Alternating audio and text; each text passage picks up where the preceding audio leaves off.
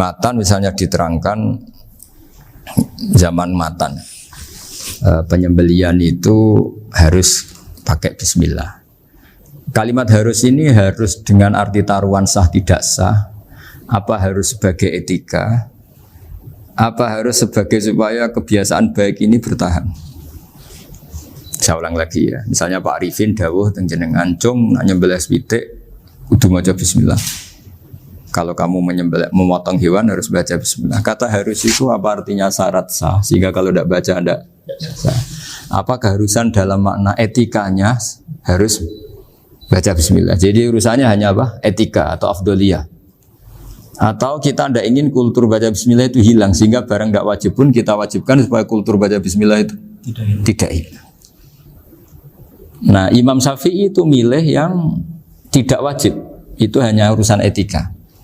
Sehingga dhabihatul muslim meskipun enggak baca bismillah baik secara sengaja maupun lupa tetap halal ya, tetap sah, tetap halal. Tapi beberapa ulama mengatakan baca bismillah itu wajib dan menjadi syarat sah. Ya kira-kira karena pamit tadi, yang beri nyawa itu Allah, kok apa yang menghilangkan enggak pamit, sudah menghilangkan nyawanya ayam dimakan lagi. Wah itu selingkuhannya kan masih marah itu. Selingkuhannya, pacarnya, anaknya, cucunya itu kan marah itu. Tapi kalau pamit yang punya kan enggak. Lupa kalau ayam cantik yang pas kamu sembelih itu lanangannya kan mangkel itu. Kalau kebetulan sudah tua kan karep-karepmu kan gitu. Jadi apa? Itu yang tahu Sarah. Saya ulang lagi yang tahu Sarah karena ini sudah jelimet. Sudah jelimet. Sehingga enggak ada kitab matan yang Indo kecuali disarai. Dulu ada kitab namanya Takrib karangannya Abi Suja. Terus disarai kecil sekali oleh Fathul Qorib. Ya oleh Ibnul Qasim Al-Huzi itu.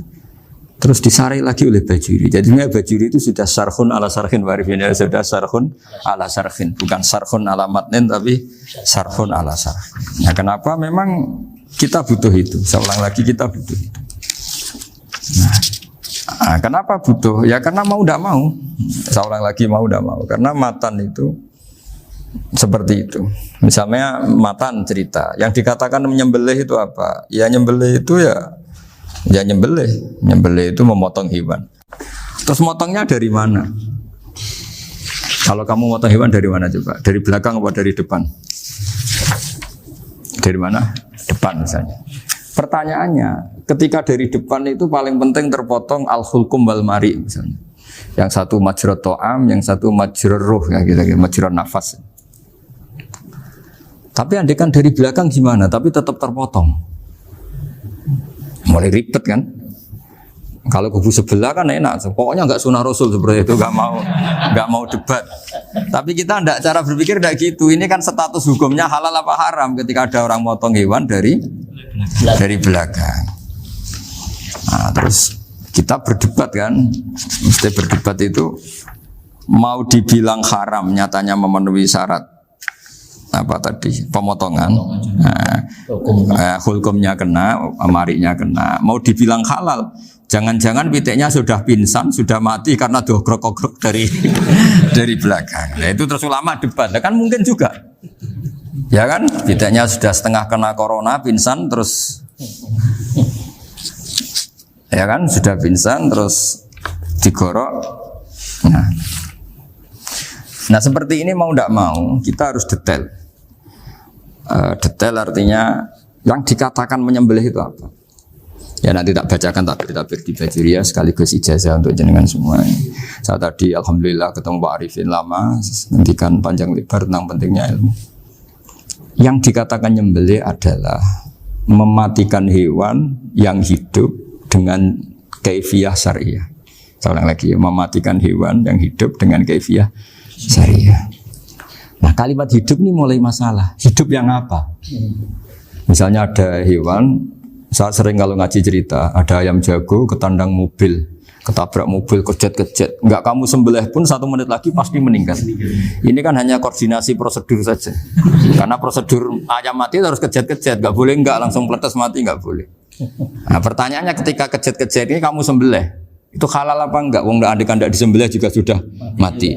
Artinya enggak penyembelihan ini kan tidak memberi kontribusi pematian, tapi enggak ngefek. Gitu. Makanya terus ada perdebatan. Ada hayatun mustaqirrah, ada hayatun ittiroriyah, ada harokatu masbuh. Itu kalau nggak sarah tidak bisa. Lalu pertanyaan nakalnya begini. Saya itu betul pernah ngalami itu. Wayam jago itu kan mahal, apalagi kalau Bangkok kan. Saya pas jalan-jalan sama anak saya, sama jalan-jalan mau ke pasar itu di pertolongan tuwer mak. Kusik halal tau ora? Karena tanya orang awam, halal kata saya. Gitu. Padahal andai kan tidak disembelih ya pasti mati. Suatu saat ada yang mengkonfirmasi lagi. Saya bilang kalau kiai ya tidak pantas makan ayam gitu, tapi kalau kamu tidak kiai ya pantas saja. Daripada rata halal lo geremeng eman kan ribet. Nah sebetulnya itu dalam mazhab Syafi'i itu tidak halal karena dia sudah tidak punya hayatun mustaqirrah. Karena tadi setengah menit lagi atau 1 menit lagi pasti mati. Kan dia belum mati karena koordinasi Israel saja, tetap yang nyambil itu. Tetap kan nggak segampang itu kan, tetap prosedur apa? Jalankan SOP.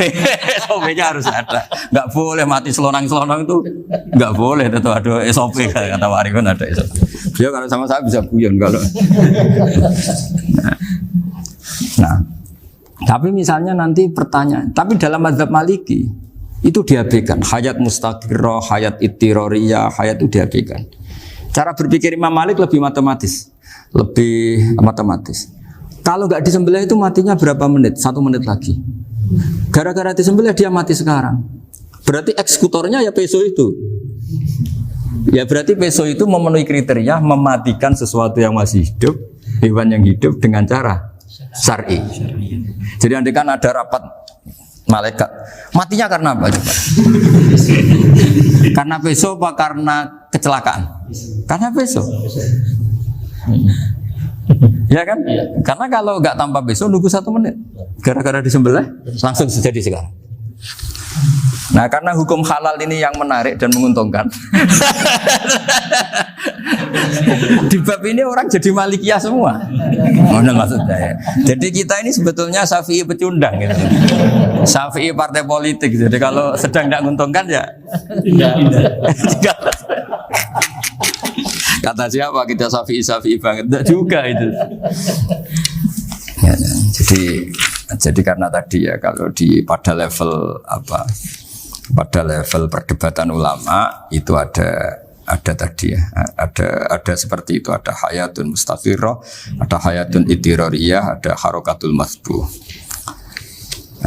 Jadi tak baca ya supaya dapat barokahnya ulama ya. Jadi tak baca redaksinya ini di halaman, terus kitab ini saya tinggal sebagai amal saya, keluarga saya, sebagai penghormatan saya sama Habib Ali, Habib Qures, Habib Hussein semuanya, Pak Arifin dan Bismillahirrahmanirrahim. Wa'alam, ini halaman 562, ikutnya bab kita buah kami sayyidi wa dzabai. Ya jadi nanti yang mungkin kalau beda halaman cari di babnya kalau beda halaman cari di babnya. Karena kadang beda halaman warifnya. Kalau cetakan sekarang enggak.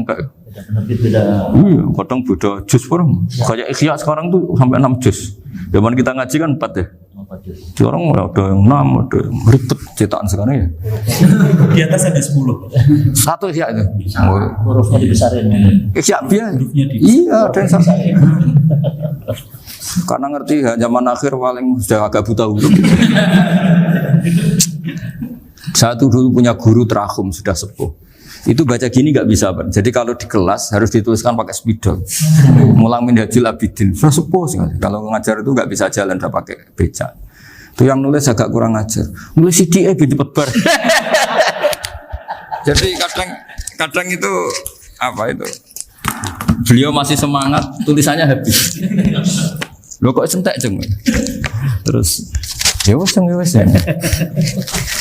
Jadi nulisnya di HVS baru dulu. Udah cepat selesai. Iya. Nah kalau beliau pakai kitab sudah enggak berso itu. Anak-anak wah nulis sidik benang ber. Ribet. Saya ulang lagi ya. Jadi yang mau saya baca tadi itu logika fikih ya. Fikih itu berpikir ya. Di mana-mana namanya menyembelih itu dari hidup dimatikan dengan kaifiyah syariah. Kaifiyah syariah ini tidak boleh kamu nyontohkan harus disembelih, keliru juga. Karena untuk hewan yang berat atau hewan liar cukup dipanah asal ma'an harodama yang bisa ngalirkan apa? Darah. Jadi makanya saya umumkan bikefiatin syariah Pak Arifin kan tidak harus motong kan bentuknya. Kalau hewan liar kan atau sapi kurban liar kan, sapi kurban ucul liar kan boleh dipanah, boleh macam-macam. Nah kalau tembak bisa diperdebatkan karena ada unsur api Pak Arifin. Jadi bisa debat. Meskipun ada yang bilang boleh tapi bisa debat lagi kan? Karena ada unsur apa? Api Pak Arifin. Iya. Tapi ini saya cerita umumnya bikefiatin syariah. Nah karena kalimat hewan hidup, ada kalimat hidup. Hidup yang apa kan pertanyaannya? Hidup yang sudah kejet-kejet, misalnya sudah koma, udah kena corona, disentak istrinya, itu. Apalagi ayamnya menyaksikan pasangannya diselingkuhi, wah itu udah stroke itu dia. Nah itu. Makanya kalau orang suka macam-macam itu kayak ayam makanya itu. Saya baca ya. Bismillahirrahmanirrahim. Wa'lam annahu yujadu fi ibaratihim hayatun mustaqirrah, hayatun mustamirrah, harakatu mathbuh. Wa yuqalu aisyu mathbuhin. Wal farqu bainaha annal hayata al mustaqirrah yakunu maha ibsarun bi ikhtiyarin wa nutqun bi ikhtiyarin wa harakatun ikhtiyariyah. Wal hayat al mustamirah ya allati tastamiru ila khurujir ruh minal jasad. Wa harakatul masbuh ya allati la yabqa maha ibsarun bi ikhtiyarin wala nutqun bi ikhtiyarin wala harakatu ikhtiyariyah. Bal yakun maha ibsar wa nutqun wa harakatun ibtirariyah ini. Wa ba'duhum farraqa bainahuma. Sampai saat terus ini. Jadi ini perbedaan-perbedaan pandangan ulama. Nah, Imam Malik itu mengabaikan semua istilah itu. Sing penting pas mbok sembelih iku kecelok urip, cara wong Jawa iku kecelok urip. Cek hayat mustaqirrah, cek ittirariyah, cek harakatu masbuh, pokoknya kecelok urip. Ini kecelok urip bisa dibilang masih hidup. Karena kalau bisa dibilang masih hidup, kamu sembelih, tetap nanti rapat malaikat kira-kira gitu. Ini matinya karena apa? Karena kecelakaan. Oh, kalau kecelakaan 1 menit lagi matinya dong. Tapi kan matinya sekarang ya karena disembelih. Nah tadi saya bilang sebenarnya mazhab Syafi'i itu tidak seperti itu. Karena Imam Malik menghalalkan, biasanya penggemarnya lebih banyak. Di bab bangsa halal itu kan penggemarnya masih banyak. Tapi ya sudahlah, itu masih ahli sunnah karena salah satu dari mazhab 4. Tapi logikanya juga masuk. Jadi kita bukan sekedar taklid ke Imam Malik, tapi kalau kita ikhtiyat ikut Imam Syafi'i ya monggo, karena mungkin secara medis karena mengalami seperti itu mungkin tingkat kesehatannya apanya sudah ya sudah lah, yang penting makanya terus orang Jawa pinter nak PTE jago ya halal, nak cilik enggak lah. Itu kan ibarat perdebatan antara kepiting sama yuyu. Yang menghalalkan kepiting itu mengharamkan yuyu, tahu yuyu yang kecil di sawah ya. Tak tanya, kenapa yuyu halal? Karena amfibi Gus, bisa hidup di dua alam. Memangnya kepiting enggak? Oh beda. Ternyata beda maksudnya. Eman Gus kalau haram. Eman kan. Kalau yuyu haram kan enggak ngefek kan? Kecil. Ini mufti kok. Oh udah kadang halal, udah kadang makan selama ini. Iya selama ini udah kadang makan itu. Makanya banyak kiai yang mengharamkan kepiting sebetulnya, tapi minoritas kan? Minoritas. Tapi yang mengharamkan yuyu mayoritas, wong kecil aja. Jadi kita ribet ikut siapa? Gitu. Kata siapa? Ahli fikih gak mikir untung rugi. Makanya saya ini bingung, jadi saya ini kan kiai ya, kiai betul. Susah kadang jadi kiai.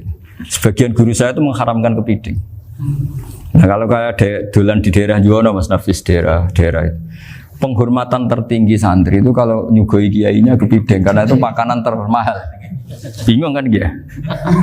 Mau tidak makan itu kayaknya dipersiapkan betul Pak Ribun. Udah ada effort ya. Warna nyari yang mahal kan. Mau makan itu sebagian guru kita mengharamkan. Akhirnya ya ada darurat tadi. Makan sekadarnya. Kalau saya habis 3 pasti israf. Kalau habis 1 prosedur hormat yang nyugui. Itu susahnya jadi kiai. Kalau kamu kan tidak kiai, mumpung gratis. Enaknya gak jadi kiai kan itu Mas. Pertimbangannya mumpung gratis. Sudah gitu masih mun dibutuh mawon, makai dibutuh mawon. Oh digawadenan. Tapi sebetulnya ada sisi naif dari yang bilang halal tadi. Ketika yang bilang hal naif itu versinya, tapi ya nggak apa-apa, semoga dimaafkan Allah. Naifnya tadi, tapi saya tidak tapi itu masalah khilafiyah ya. Semoga yang mengatakan halal juga benar, karena punya perhitungan iman tadi. Tapi yang bilang halal itu tak tanya, Yuyu itu halal apa haram? Lucunya jawab haram semua. Yuyu bahasa Indonesia nggak ada kayaknya. Nggak tahu juga saya apa. Yang penting paham tapi Yuyu, yang kecil itu. Itu kalau diharamkan nggak ada yang protes ya? Nggak ada. Tapi kalau kepiting? Ini pakai model apa? Coba apa? Kalau alasannya amfibi, Yuyu sama kepiting sama enggak? Kalau alasannya amfibi, hidup di dua alam. Sama-sama. Sama-sama. Kenapa kepiting jadi halal? Lebih bernilai. Ini juga mufti model baru. Mungkin muftinya menghalalkan itu. Iya makanya. Kan jadi kayak tadi ayam jago tadi orangnya tak tanya akhirnya. Andekan yang kecelakaan itu ayam kecil. Kamu tanya saya enggak? Ya enggak, aku langsung tak buang. Kan langsung dibuang. Berhubung ayam besar. Eman kan. Tapi nurani aja sebetulnya protes. Nyembelih wis klekek terus. Kadang kan wis apa kejet-kejet itu sudah tunggu SOP cara Pak. Ya tapi apapun itu ini ilmu harus didengar ya supaya sampean tahu ya, ada hayat mustaqirroh, ada hayat mustamirroh, ada hayat ittiroriyah, paling enggak kita ngerti lah. Karena nanti di bab B, ya nyun sewu di bab apa? B. Itu ya nanti enggak sahnya karena apa? Tidak mutamawal. Misalnya saya punya utang sama Pak Arifin ayam jago. Tak bayar dengan jago yang mengalami kehidupan sudah seperti itu kan tidak sah. Meskipun itu hidup tapi sudah tidak hayat yang mustamirroh, tidak normal. Jadi ilmu itu apapun tidak cocok kita karena beda mazhab misalnya, tetap sebagai apa? Ilmu. Jadi jangan pernah anti ilmu meskipun kita tidak cocok. Dulu saya itu heran sama Abu Hanifah karena membolehkan merujuk wakaf. Wakaf itu kan nggak boleh ditarik kembali dalam mazhab Syafi'i dan hampir semua ulama bilang gitu. Tapi kalau kata Abu Hanifah, jika nazir yang nerima itu tidak sesuai rencana kita, keinginan kita itu boleh narik kembali. Fa innal waqfa atiyatun makhdoh, kata beliau. Wakaf itu ya pemberian normal saja. Suatu saat ada peristiwa gini Pak Arifin ya, ada orang kaya raya mewakafkan tanah itu senilai kalau nggak salah itu 60 miliar. Singkat cerita beliau bermain apa gitu, bisnis apa itu bangkrut. Kemudian itu belum disertifikatkan wakaf. Kemudian nggak ada yang disawang Coro Jowo, nggak ada yang dilihat, terus mau dibeli sama nyuwun sewu sampai yang mau beli yang mampu itu non muslim. Singkat cerita ada orang kaya muslim yang mau beli itu tapi ada problem karena itu wakaf. Tapi kalau nggak dibeli itu malah dibeli non muslim. Tanya saya, akhirnya saya jawab nggak apa-apa dibeli saja. Ikuti mazhab Abu Hanifah. Karena kalau mazhab Syafi'i itu nggak sah semua pembeliannya. Tapi apa artinya mazhab kalau kita berpikir nggak sah tapi yang jual melakukan? Nah itu yang nggak dipikirkan oleh orang-orang fikih yang di Menara Gading. Apa gunanya kita bilang nggak sah, tapi yang punya tanah tadi tetap menjual, karena tidak mengindahkan hukum itu. Mau apa? Makanya saya bilang bagi tentang Gus itu nggak ada kaulnya dalam mazhab Syafi'i. Saya bilang kamu mengharamkan itu tidak ada gunanya, karena itu tetap dilakukan. Jadi kita pertimbangannya ndak itu, daripada dikuasai situ mendingan kita. Betul. Nah itu sisi-sisi fikih. Makanya ini kita ngaji fikih tidak segampang itu memberi fatwa karena pertimbangannya banyak Pak. Tidak hitam putih gitu maksud saya, ini cerita. Jadi nanti kamu ngerti. Jadi mau apa coba? Itu kan ibarat gini. Hukumnya kita ngajar perempuan itu masalah sebetulnya secara karena itu ajnabiyah. Tapi fikih mentoleransi li ajli ta'lim, karena untuk belajar enggak apa-apa. Kalau sudah jadi fakta itu ribet. Dia maunya belajar sama kamu dan sekali kamu tidak mau belajar ke yang lain yang potensi menyesatkan. Jadi fikihnya bukan masalah nazar lagi, sudah penyelamatan. Ribet kan kalau sudah begitu.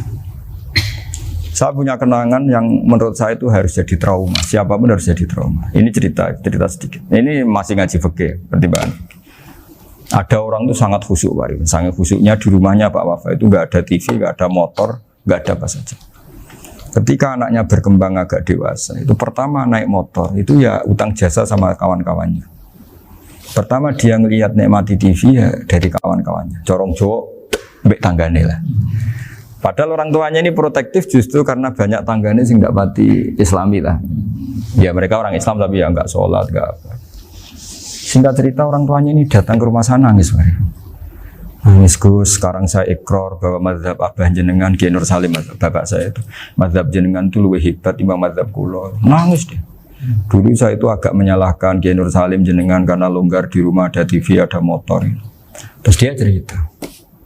Nah karena anaknya ini pertama bisa naik motor, untuk anak ABG ini kan jasa yang luar biasa. Karena dia butuh sekali bisa naik motor, dipinjemin. Akhirnya walhasil anaknya ini yang saya merantau ke Jakarta kemana?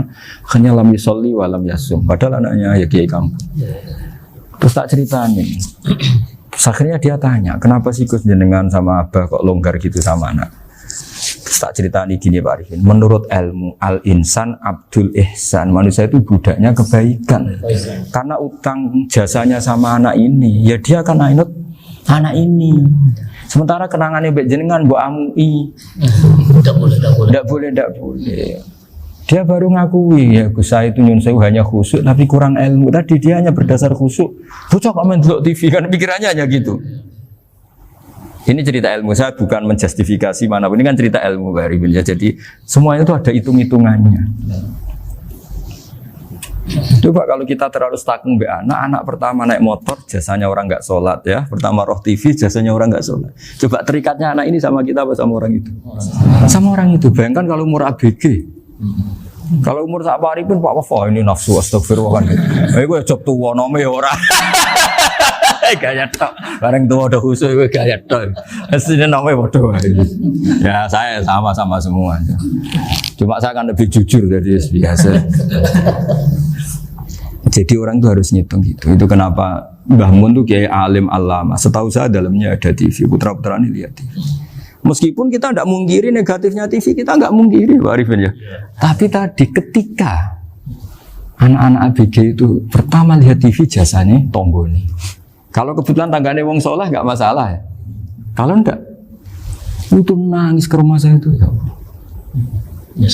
Nyesel dia. Tapi saya bilang gini, ini jenengan tiang soleh, mesti anak jenengan suatu saat kembali. Coba pola jenengan harus rubah. Ini hebatnya Nabi. Ketika Sayyidah Aisyah masih kecil, minta diperlihatkan Li'bul Habasyah. Itu diturutin kan masyhur itu. Kayak apa Nabi? Karena kalau nggak diturutin, pasti Sayyidah Aisyah akan ngidolakan mainan yang lain yang di luaran sana malah. Itu karena Nabi punya kearifan tadi. Jadi ini kan ilmu, lagi-lagi ilmu. Jadi yang semua itu harus dibaca dengan ilmu. Makanya kata Nabi, ad-dunya mal'unatun mal'unun fiha illa dzikrawah wa ma'alahu aw aliman aw muta'alliman. Karena dunia ini hanya bisa dibaca dengan ilmu. Yang diridai Allah maksud saya hanya bisa. Saya itu banyak kenal menteri, kenal pejabat. Tapi saya tidak pernah melihat itu sebagai pejabat. Melihatnya itu orang yang ingin belajar agama. Karena sekali salah melihat, yang hidup itu tamaknya Pak Arifin. Yang hidup kan tamaknya. Saya kenal orang kaya kok melihat kayanya, yang hidup itu tamaknya, ingin dapat ini. Tapi kalau melihat itu sebagai hamba Allah yang ingin belajar, insya Allah kita selamat dari tamak. Meskipun kita ya manusia tidak sempurna. Setidaknya ketika dia lomo atau tidak lomo, nyalami template apa tidak ngefek, karena kita melihat ini mau belajar. Tapi kalau kamu didorong tamak, katanya orang kaya ternyata nggak tahu haknya kiai, ribet kan? Ribet. Ya kalau kamu punya santri cantik ya lihat itu sebagai santri kamu. Jangan melihat ini mau nggak sama saya, kalau enggak ya wah ya ribet kalau gitu. Ini anak-anak muda harus dilatih ikhlas, baru bahaya ini santri-santri sampean kalau nggak dilatih ikhlas ini bahaya. Karena ini belum punya penggemar pejabat, paling ya anak-anak yang ya tadi ABG. Jadi lah Sarah kembali lagi Sarah itu membicarakan itu detail. Jadi ya makanya kenapa orang mati yang lahir langsung meninggal itu nggak wajib disolati. Alasannya jifke ya lucu. Karena dikatakan sholat mayit, di mana-mana mayit itu sabakohu hayatun. Di mana-mana namanya mati itu terdahului oleh hidup. Nah ini nggak pernah hidup langsung mati. Jadi fakir itu kadang lucu. Ya gitu aja alasannya. Kamu nyolati apa? Mayit. Kenapa kok mayit? Jadi mayit itu namanya mayit Orang mati. Orang mati. Orang mati artinya pernah Pernah hidup. hidup. Lah itu sarah. Jadi ketika matan hanya cerita wasiktu alladzi lam yastahila, enggak pernah nangis, lam yusalla alaih. Sarah bilang mergo ora tahu urip. Kalau enggak pernah hidup berarti enggak bisa dikatakan mati. Iya. Kayak sampean miskin itu kan enggak bisa dikatakan bangkrut. ya, ya miskin aja gitu loh. Kan gitu ya. Karena enggak pernah kaya. Enggak udah kaya. Kayak Mas Nafis enggak bisa dikatakan, oh itu Qur'annya lupa gimana? Enggak pernah hafal kalau. Jadi yang dikatakan lupa itu pernah hafal. Enggak lupa enggak apa, Gus Qur'annya lupa, gaya. Enggak pernah hafal kok bilang apa? Lupa gitu. Enggak boleh Pak Wafa bilang, saya ini bangkrut apa? Enggak pernah kaya kok bangkrut kan. Jadi semua itu ada aturannya itu. Nah itu sarah, lagi-lagi sarah. Jadi kita kan banyak yang syarhun ala syarhin. Jadi kayak kitab takrib itu disarai Fathul Qorib. Jadi Fathul Qorib itu sudah sarah. Disarai lagi Bajuri. Nah, itu termasuk cerita itu ya. Cerita-cerita. Bismillahirrahmanirrahim.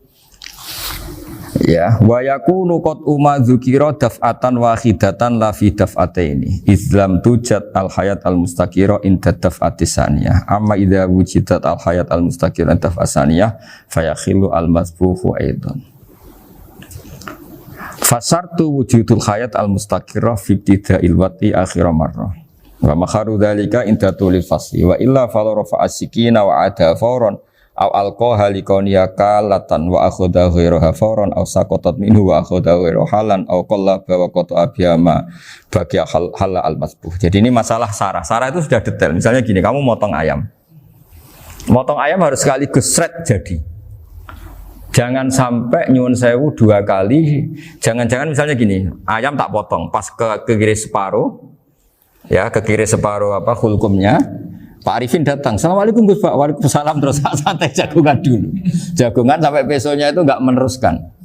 Bareng-bareng balik salam, ingat lagi ayam saya ini. Ketika saya meneruskan ini, potensi ayam ini sudah mati atau sudah hidup yang ini masih mazhab Syafi'i loh ya. Atau sudah hidup yang sudah tidak normal. Artinya apa? Penyembelian kedua yang mengeksekusi tadi sebenarnya mengeksekusi barang mati. Yang penyembelian pertama tidak bisa dikatakan penyembelian karena tidak sampai mati. Penyembelian kedua berstatus setengah mati. Nah kalau seperti itu maka haram. Nah, kecuali itu dilakukan secara fauron. Fauron dicontohkan nyembelih ternyata pesunya kedul terus ngambil yang lain. Tapi fauron langsung atau terjatuh ngambil langsung. Ya itu boleh karena ditoleransi. Tapi kalau kalam ajnabi kata tadi omongan Pak Arifin. Seperti Pak Arifin, alhamdulillah sih. Jaminan mau rawuh. Cari ayamnya asem mana? Ini harus sebar. Ini orang ngawur betul.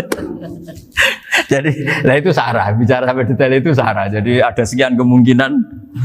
Jadi ya, jadi termasuk yang diandaikan apa? Nah, hayat mustaqirah itu batasnya yakunu maha ibsorun bi ikhtiyarin wa nutkun bi ikhtiyarin wa harakatun ikhtiyariyah. Hayat mustaqirah itu kalau dia betok-betok itu ya karena karepnya. Maksudnya gini, gamane cara roh pitik wedok engkek ya cek karepe dhewe. Cara dia melihat peso itu karepe ya masih lari. Jadi misalnya ada ayam. Ayam kita sembelih baru luka sedikit. Belum sampai andaikan dibiarin ya mungkin suatu saat sembuh, luka. Terus melihat kamu lari ketakutan karena kamu dianggap gladiator, killer lah. Nah itu berarti punya hayat mustaqirah. Tapi sudah kalau kamu sembelih karek ngeriwit, roh kue serawedi, ya kan? Mau demo ya sudah nggak berkutik, ya dia berarti tidak punya hayat mustaqirah. Gitu. Ya batasannya itu Joro. Nah. Dalam mazhab Syafi'i, syarat sahnya penyembelihan harus hewan itu punya hayat mustaqirah. Nah ini sarah ya, jadi sarah itu lebih jelimet. Nah makanya kenapa tidak boleh nyembelih pakai yang tumpul Mas Nafis? Takutnya ayamnya itu ngalami dohtoh, atau kok ditekek. Misalnya sama nyembelih pakai peso tumpul, ini kini ketekek, takut. Kan dia misalnya ayamnya jantungan, roh peso wis setruk kan, udah gitu ketekek. Nah itu mati dulu pasti itu. Siksa.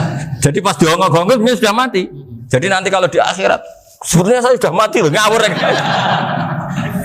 Wah, apalagi nganggo keris naga sosro. Wah, itu sudah gereng sakti kan diginikin tok sudah mati kan? Makanya bahaya nyembelih pakai keris-keris sakti karena sebelum terpotong sudah mati saking saktinya apa? Keris itu misalnya gitu. Baru nempel. Makanya nanti suatu saat ada pertanyaan ini, boleh enggak nyembelih ayam orang yang rainya itu sangat? Wah, itu haram. Kena. Oh, itu mesti mati dulu. Kumisen tatonan apa? Ya bodoh. Iya kayak algojo. Ayamnya jenis apa? Stroke ya? Jenis penakut. Pas mau disembelih udah mati. Jadi hati-hati ya nyembelih ayam. Jadi kalau orang kampung Pak Arifin ya, orang kampung mudin kampung. Mungkin kalau orang kota sudah nyuwun sewu enggak peduli. Kalau orang kampung itu apa itu Pak Arifin? Kalau nyembelih jago itu sampai apa itu? Ilatnya dikeluarin dong. Oh iya. Apa ya? Iya, karena takutnya katanya beberapa yang kaget itu kelek apa? Ketelan. Iya ketelan ya. Ketelan. Itu ya ada kearifan gitu, tapi ya terlalu ya menyiksa ayam. Tapi memang potensi katanya Pak Arif. Katanya yang ahli-ahli itu ya. Jadi kalau dia jago ya mau disembelih, saking takutnya itu. Kalau orang Jawa kalau takut kan yang ngelek idu ya. Orang Jawa loh ya. Itu kalau orang takut kan kadang apa kayak. Nah ayam itu nak ketakut. Kadang ininya terus apa? Lidahnya masuk. Akhirnya pas disembelih ini enggak kena. Nah, makanya terus banyak mudin yang punya ikhtiar tadi. Pernah lihat Bapak yang ayam jago itu? Ilatnya ditarik, dikeluarin. Ya, itu ya tidak wajib cuma tidak bisa kita salahkan. Tapi kata penyembelih yang ini tak tanya eksekutor yang lain, pokoknya rodok dipenek Gus. Iku seraiso.